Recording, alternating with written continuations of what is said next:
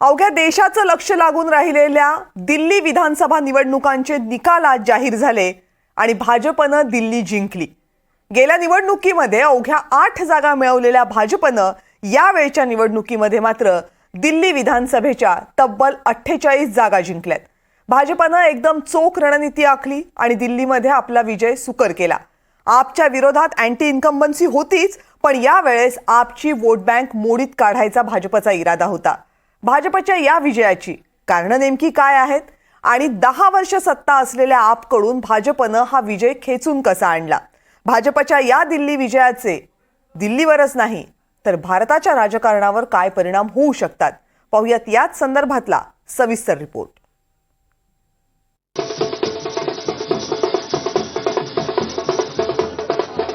दिल्लीमध्ये जवळपास 30 वर्षांनी कमळ फुललंय। हॅट्रिक करायला निघालेल्या केजरीवालांचा रथ भाजपनं रोखला।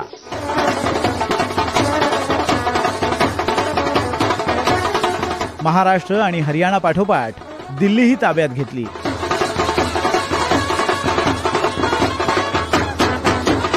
दिल्लीमध्ये भाजपच्या गेल्या वेळच्या तुलनेत 38 जागा वाढल्या। दिल्लीत भाजपची 33 ते 35% पारंपरिक मतं आहेत, त्यात यंदा 11% वाढ झाली। आपबद्दल नकारात्मकता आणि भाजपकडून आशा असल्यानं दिल्लीकरांनी यंदा भाजपला कौल दिलाय। दिल्लीकरांनी हा विश्वास देशाचे प्रधानमंत्री माननीय नरेंद्र मोदीजींवर केलेला आहे आणि या विजयाने आम आदमी पार्टीचे नेते अरविंद केजरीवाल यांचा बुरखा फाटलेला आहे। सातत्याने खोटी आश्वासनं देऊन आणि लोकांना त्या ठिकाणी भटकवत ज्या प्रकारे त्यांनी राज्य केलं, त्या परंपरेचा आज अंत झालेला आहे आणि खोटं राजकारण चालणार नाही हे दिल्लीच्या जनतेने दाखवून दिलेलं आहे। भाजपनं केजरीवालांच्या विरोधात भ्रष्टाचाराच्या मुद्द्यावर जोरदार आघाडी उघडली होती। केजरीवाल आणि मनीष सिसोदिया यांना तुरुंगात जावं लागलं। त्यानंतर दिल्लीकरांचा केजरीवालांकडे पाहण्याचा दृष्टिकोनच बदललाय। दिल्लीमध्ये मध्यम वर्गानं बाजी पलटवली असं म्हटलं जात आहे। दिल्लीमध्ये जवळपास 67% मतदार हे मध्यमवर्गीय आहेत। याउलट आपला अल्प उत्पन्न गटातली आणि महिलांची मतं मिळाली, तर मध्यम वर्ग भाजपच्या बाजूनं झुकला।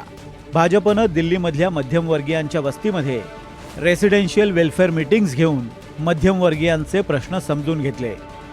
दिल्लीमधले रस्ते, प्रदूषण, पायाभूत सुविधा आणि कचऱ्याच्या प्रश्नाला वैतागलेला मध्यम वर्ग मग भाजपकडे वळला। तर नुकत्याच झालेल्या अर्थसंकल्पामध्ये 12 लाखांचं उत्पन्न हे करमुक्त झाल्याचाही मध्यमवर्गीयांवर परिणाम झाला।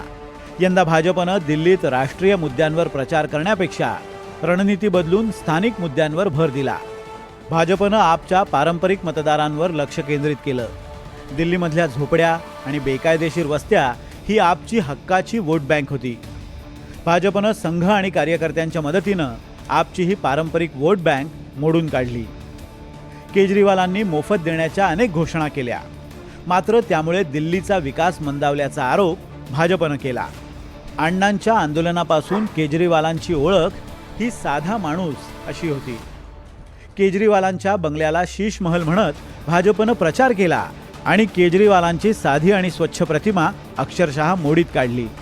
एवढंच नव्हे तर दिल्ली निवडणुकीच्या शेवटच्या टप्प्यात भाजपनं देशातल्या सगळ्या मोठ्या नेत्यांची फौज उतरवली।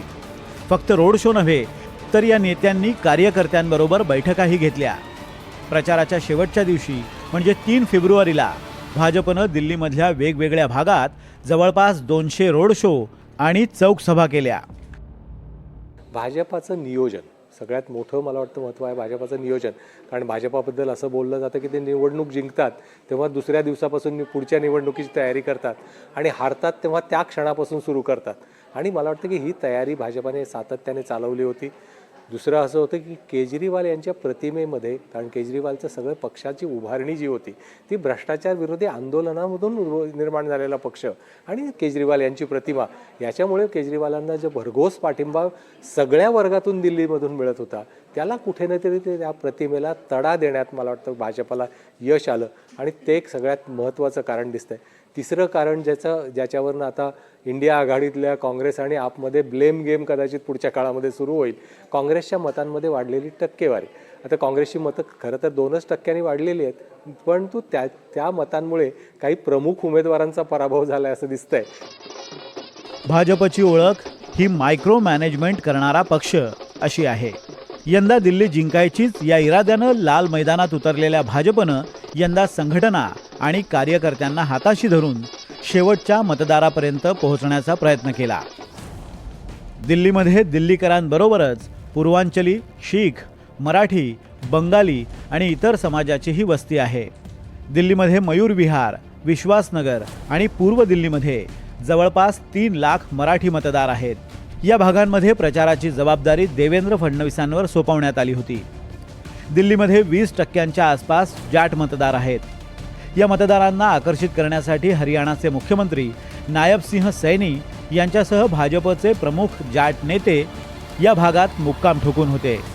याशिवाय दिल्लीमध्ये जवळपास 40 लाख पूर्वांचली मतदार आहेत. त्यांचा 20 मतदारसंघांवर प्रभाव आहे. तिथं प्रचारासाठी भाजपनं मनोज तिवारी, रवी किशन आणि बिहारचे उपमुख्यमंत्री सम्राट चौधरी यांना जबाबदारी दिली होती. दिल्लीमध्ये 11% लोकसंख्या असलेल्या बंगालींचाही 10 जागांवर प्रभाव आहे. तिथली जबाबदारी बंगालमधल्या लॉकेट चॅटर्जी, केंद्रीय मंत्री सुकांता मुजुमदार यांच्यावर देण्यात आली होती. भाजपची आक्रमक प्रचार पद्धती, त्याचबरोबर दलित मतदारांना आकर्षित करणं आणि झोपडपट्टीतील मतदारांना योजना आणणं, त्याचबरोबर महिलांसाठी सुद्धा वेगवेगळ्या योजना आणणं आणि भ्रष्टाचाराच्या मुद्द्यावरून केजरीवालसह आम आदमी पक्षाचं सरकार आरोपीच्या कठड्यात उभं करणं, या सर्वच मुद्द्यामुळं भाजप जे विजयी झाल्याचं आपल्याला दिसून येते.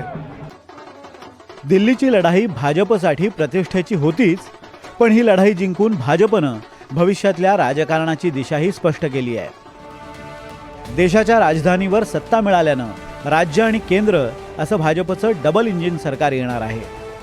दिल्लीमधल्या भाजपच्या विजयामुळे इंडिया आघाडीच्या राजकारणाला धक्का बसलाय आणि इंडिया आघाडीचं भवितव्य आणखीनच अंधुक झालंय. दिल्लीमधल्या या विजयाचा फायदा भाजपला बिहार आणि उत्तर प्रदेशच्या निवडणुकीत होणार आहे. आणखी एक महत्त्वाची बाब म्हणजे दिल्ली ही आपच्या ताब्यात असल्यामुळे आपला राष्ट्रीय राजकारणात महत्त्व होतं. ते महत्त्व भाजपनं एका झटक्यात कमी करून टाकलं.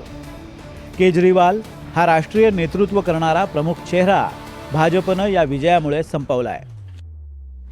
दिल्लीमधली आपची जादू संपली आहे. काँग्रेसचा सलग 3ऱ्यांदा पराभव झालाय. दिल्लीमध्ये 1993 ते 1998 मध्ये भाजपची सत्ता होती. तेव्हा सुषमा स्वराज या दिल्लीच्या मुख्यमंत्री होत्या आणि आता पुन्हा एकदा भाजपनं दिल्ली सर केली आहे. Bureau report, NDTV Marathi.